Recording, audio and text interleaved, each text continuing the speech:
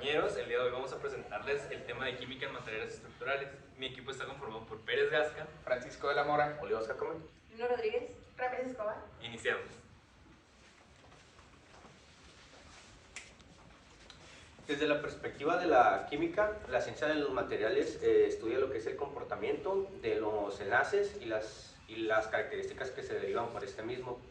Se establece la relación entre la estructura y sus propiedades, así como para evaluar las aplicaciones que puede tener este material en diferentes procesos.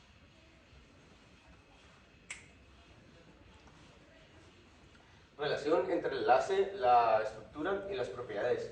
Las propiedades y las características de los materiales dependen del tipo de átomos que contengan dentro del enlace. Adoptan las fuerzas químicas que los enlazan, el conocimiento y dominio de este conjunto de saberes del material nos ayuda mucho para después ayudarnos a la fabricación de estos y para que los ingenieros puedan deducir el uso que se le puede dar a ese material en futuras construcciones.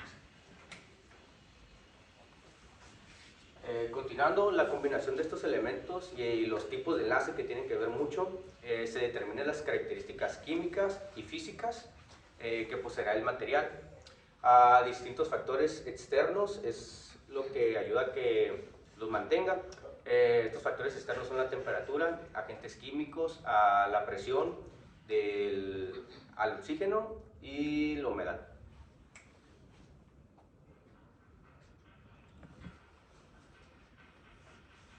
La correspondencia en la composición de estos materiales, el enlace químico, ayuda mucho en lo que es la fabricación de estos productos para obtener un producto en particular y dependiendo de su utilización y en lo que se necesita. Aquí nos muestran en una parte más resumida lo que les acaba de explicar, que es la composición del material, el tipo de enlace, tipo de estructura, las características y propiedades y los usos posibles que se le puede dar. propiedades físicas. Las propiedades físicas de los materiales definen el comportamiento que tengan las mismas ante condiciones de presión, color, radiación, corriente, y entre estas están la conductividad eléctrica, las mecánicas, térmicas y ópticas.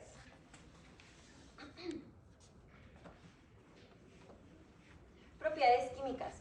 La composición química de los materiales indica el comportamiento que tendrán los elementos que lo conforman frente a las tensiones aplicadas sobre él. Se relaciona con las propiedades físicas porque según su estructura química el material tendrá dureza, ductilidad, fragilidad y más. Entre ellas son la resistencia a la corrosión, la acidez o alcalinidad y el enlace atómico. Propiedades ecológicas. Se relaciona con la influencia positiva o negativa que tienen los materiales sobre el ambiente.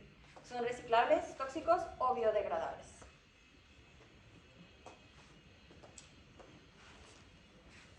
Mencionando la clasificación de los materiales, tenemos sólidos, líquidos y gaseosos. Los sólidos son materiales rígidos y duros que ya tienen una forma muy específica, tienen un bajo nivel de compresión.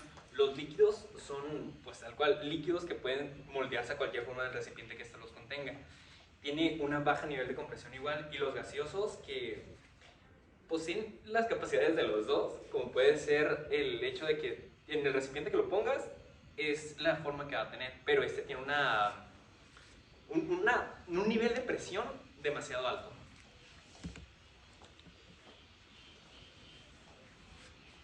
Estos dependen según su origen, pueden ser naturales, artificiales o sintéticos. Los naturales pues provienen de la propia naturaleza, como pueden ser las piedras, el agua, la arena, incluso la madera. Los artificiales son aquellos objetos que creamos nosotros con nuestras manos. El amoldamiento de la madera, los mismos triplies, y los sintéticos, que son productos que creamos desde cero dada una combinación química.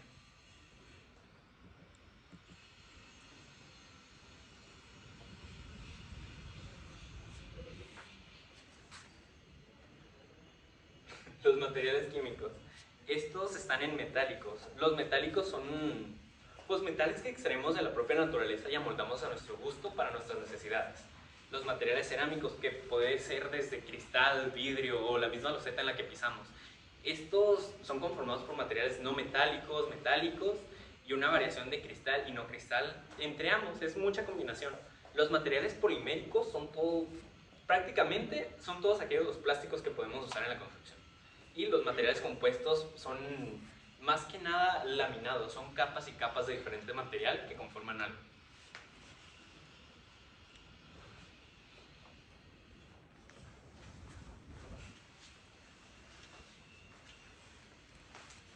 Ok, la madera. La madera está compuesta por el 50% carbono, 42% oxígeno, 6% hidrógeno y el 1% de nitrógeno, aunque también tiene una composición de 50% celulosa, 30% hemicelulosa y el restante porcentaje lignina. Que aquí tenemos un video que va a hablar de la madera y un poco del acero, que va a ser el siguiente material que vamos a observar.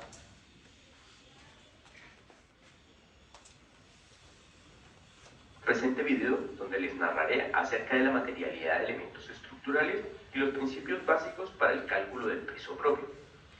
La madera. Madera es un material para elementos estructurales que ha sido utilizado a lo largo de la historia de la humanidad, tanto en edificación como en puentes, permitiendo generar grandes espacios. Además, hoy en día es usado no solo por su relación costo-resistencia, sino por su detalle arquitectónico, donde se va a poder dejar este elemento a la vista para que pueda ser admirado y reconocido. La madera, para el cálculo, lo que sería del peso propio, hay que depender de su densidad, y la densidad de la madera va a variar de acuerdo al tipo de árbol al cual provenga este tipo de árbol. Las maderas principalmente las podemos dividir en coníferas y latifoliadas. Las que tenemos en la parte de abajo serían las coníferas, que traen una relación de sus conos, y la otra va con hojas bastante anchas.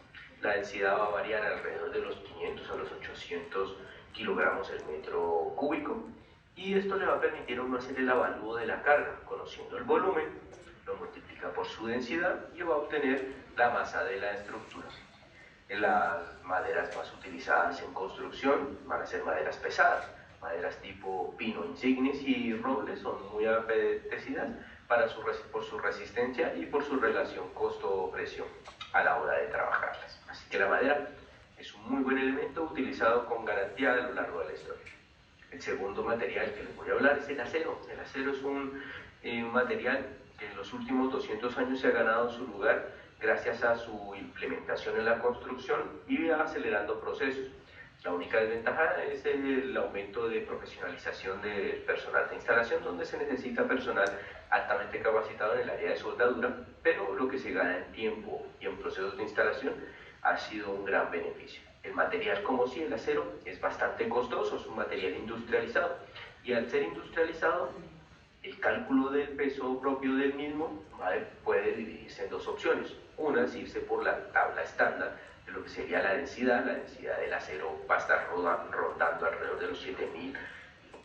Hasta ahí. Voy a cambiar de posición.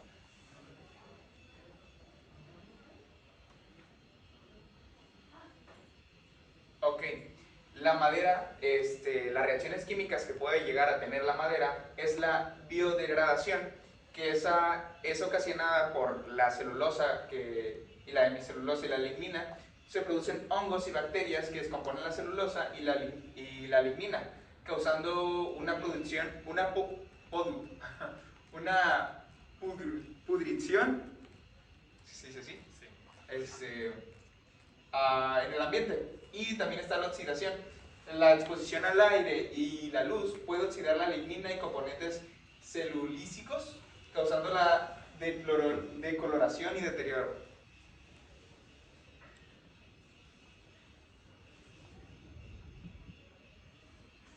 Ok, y el acero. En el acero podemos ver diferentes elementos. Por ejemplo, está el aluminio, que es un desoxidante en la elaboración de acero. También reduce el crecimiento del grano al formar óxidos y nitruros. Ok, en el azufre se agrega hasta el 25% para mejorar su maquinabilidad. También está el cobre, que aumenta la resistencia a la corrosión de aceros al carbono, y el cromo, que aumenta la resistencia a temperaturas y evita la corrosión. Ok, después de esto se encuentran los elementos de aleación, que es el magnesio, que se utiliza para desoxidar. También está el molibdeno, que aumenta la profundidad del endurecimiento del acero, así como su resistencia al impacto. El níquel, que aumenta la tenacidad y la resistencia al impacto. También está el titanio, que se utiliza para estabilizar y desoxidar el acero. Y el vanadio, que es un formador de carburos que imparten resistencia.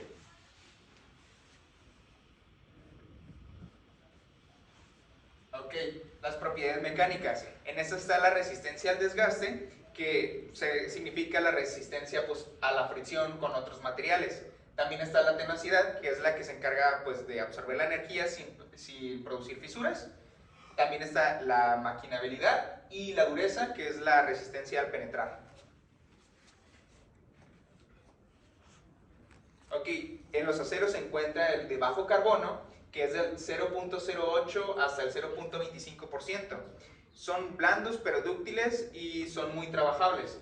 Entre ellos, como por ejemplo, podemos usar las tuberías, las varillas de refuerzo y corazas de barcos. También tenemos los aceros de medio carbono, que sería entre el 0.25% y el 0.60%, son más resistentes que el acero de bajo carbono, pero son menos dúctiles. Y entre ellos podemos usar, por ejemplo, los engranajes o los ejes.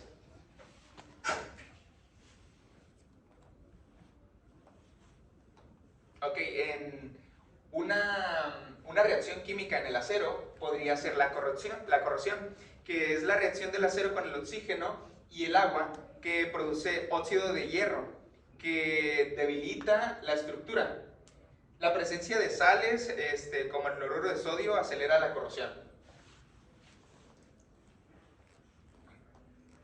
En el concreto, otro equipo ya habló del concreto, así que en nuestra investigación encontramos esta tabla, que son los principales componentes del cemento Portland, que es el cemento más utilizado en la industria, y pues entre estos está el silicato tricálcico, el silicato bicálcico, el aluminato tricálcico y el aluminoférrico tetracálcico.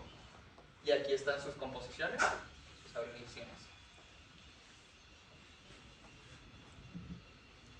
Ok, aquí está la composición de óxidos y componentes del cemento Portland, que pues es básicamente lo mismo, aquí lo separaron. Y dice el porcentaje, 63%, 20%, 6%, y su composición del componente.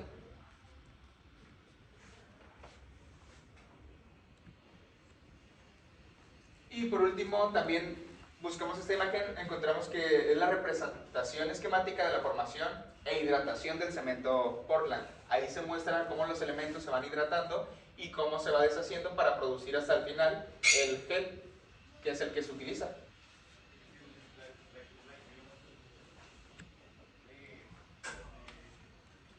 Ok, en el concreto, la reacción química que tiene es la carbonatación, que es la reacción del dióxido de carbono del aire con el hidróxido de calcio en el concreto, forma carbonato de calcio, lo que reduce el pH del concreto y puede corroer el refuerzo del acero. Y el aluminio, tenemos un video para presentarlo.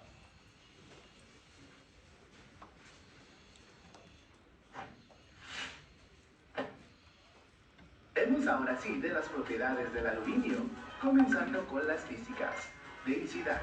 Es extremadamente ligero, lo cual hace que transportarlo y manipularlo sea más fácil respecto a otros materiales que se utilizan para fines similares, como es el caso del acero. Conductividad. Al igual que sucede con otros metales, es un excelente conductor, tanto eléctrico como térmico. Reflectividad. Se trata de un material que puede reflejar alrededor del 80% de la luz y el 90% del calor que entra en contacto con su superficie, por lo que vuelve más agradable los interiores de las edificaciones en las que se utiliza como parte del techo o los muros. Maleabilidad y ductilidad. Puede ser deformado bajo presión y estirado en hilos delgados sin romperse fácilmente. Es un metal no ferromagnético. Esto significa que no atrae a los imanes. Resistencia y aislamiento. El aluminio presenta una gran relación peso-resistencia, además es un buen aislante acústico. Ahora pasemos a las propiedades químicas del aluminio. El sanfótero. Esta propiedad química hace que el aluminio reaccione con ácidos minerales para formar sales solubles con desprendimiento de hidrógeno. Reacciona con el oxígeno. A partir de ello, se forma en su superficie una capa de óxido, la cual actúa como una barrera que protege el metal de la corrosión, incluso frente a climas extremos, agentes químicos abrasivos y medios acuosos. Solubilidad. A diferencia de otros metales, se puede disolver en soluciones alcalinas, formando aluminatos, compuestos que se emplean en las industrias textiles y petroquímicas, por mencionar solo algunas, así como la purificación de agua. Es atóxico. Esto significa que no representa un riesgo para los seres vivos en condiciones normales. Sin embargo, es importante mencionar que si se inhala polvo de aluminio, se puede desarrollar problemas respiratorios. Inflamabilidad. Ok. Y pues ya se dio toda la información del aluminio. Y la reacción química que lleva el aluminio.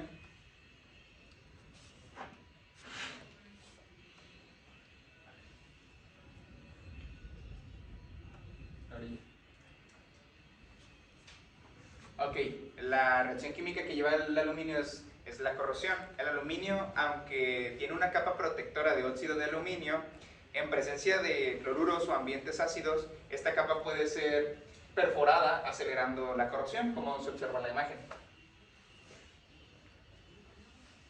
Y por último serían los plásticos, que aquí tenemos en sus usos los paneles aislantes, que es poliestireno expandido, PS, para paredes y techos, y el poliuretano proyectado para las propiedades térmicas y acústicas en las estructuras, y aquí están cada uno de ellos. Ok, también están las láminas de policarbonato, que son techos translúcidos y claraboyas que permiten el paso de la luz natural. También están las membranas impermeabilizantes de PVC, que son estas para sellar y proteger los techos planos. Ok, tenemos los paneles de revestimiento de plástico, que son fachadas exteriores para mejorar la estética y proteger contra inclemencias del tiempo. Y los revestimientos de PVC, que son estos, que son para interiores y solucionan pues la decoración y son fáciles de mantener. Y tenemos los geotextiles, que son aplicados para controlar la erosión y mejorar la estabilidad del suelo en las construcciones. Bueno, ya para terminar, en resumen, la ciencia de los materiales implica investigar la relación entre estructuras y propiedades de los materiales.